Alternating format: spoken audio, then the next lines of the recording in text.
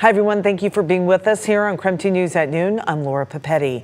And we begin this coming in new at noon. A judge lifted a sweeping gag order in Bryan Kohberger's quadruple murder case. This morning, prosecutors and the defense team in the Moscow murder case returned to the courtroom for a hearing on this very subject. The order prevented anyone involved in the case from talking to the media and has been in place since Kohberger's arrest back in 2022. Now, it's a step typically taken to ensure a fair trial and investigation. But now that there will be no trial, a number of media companies, including Creme 2, filed a motion asking the judge to lift the gag order immediately. Kohberger's defense team argued against lifting that order, saying it could lead to more media coverage and jeopardize the integrity of the sentencing process.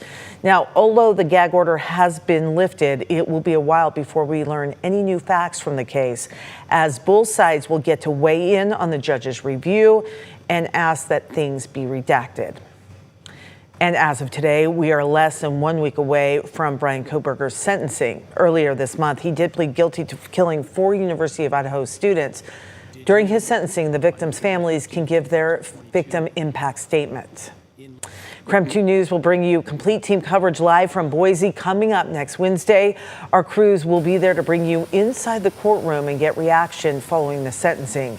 It all gets started at 8 o'clock in the morning, and once the sentencing begins, the Up With Creme team will begin our live special coverage on Creme 2, KSKN 22, and of course streaming on Creme 2 Plus. We do have a traffic alert for you this afternoon. Taking a look at I-90 and Sullivan, you can somewhat see a line of cars there leaving the highway. Right now, I-90 eastbound from Sullivan to Barker is closed. All traffic must exit and use other routes until further notice. There was a fatal crash on the freeway this morning involving a vehicle and a pedestrian. We'll update you on the situation as we continue to gather more information. And we have some new details today in a deadly hit and run on Spokane South Hill that happened yesterday morning. A 17-year-old is now in custody and facing charges for killing a woman and then leaving the scene. Spokane police say the driver hit her while she was jogging about 5:30 in the morning. SPD says the woman who was hit was found unresponsive in the roadway and taken to the hospital. Later that evening, the woman passed away in the hospital. And we have seen more traffic deaths here in Washington state, so state leaders are working to make roads a little bit safer. They met on Division Street for a, quote, walk and talk. You can see there in the video. They talked about traffic safety and how they can change roads to make them safer. It's an issue they say has become more urgent in the last few years. We know what are the most dangerous streets in our communities. These are our Washington State Department of Transportation owned Main Street highways. Division Street is the closest example of a WashDOT Main Street highway. The Washington Traffic Safety Commission says 810 traffic-related deaths happened back in 2023. We haven't seen numbers that high since 1990. Spokane County says Wall Street at Barnes Road should be opening back up right now. It was closed today, so crews could replace the damaged section of sewage pipe. Last we checked, crews were cleaning the streets to fix broken sewage pipe on Wall Street. Spokane County tells us a 36-inch crack on the main line caused that leak there. It is 4 minutes past noon right now. Let's head outside and see what we have in store for weather for today. We have meteorologist Thomas Patrick standing by. Thomas, I haven't been outside in a couple of hours, and in the Northwest, that can mean anything. Yeah, it's gotten a little bit toastier since it has started this morning, where our low temperature was right at about 60 degrees. But yeah, that's summer sunshine, definitely making it feel a bit hotter out here. Even at 80 degrees, that's in the shade. So with the sun beating down on the top of my head, it definitely feels very, very much hot out here. And we'll still climb almost another 10 degrees before the day is through. I think that one cumulus cloud just giving me just a little bit of shade at the moment.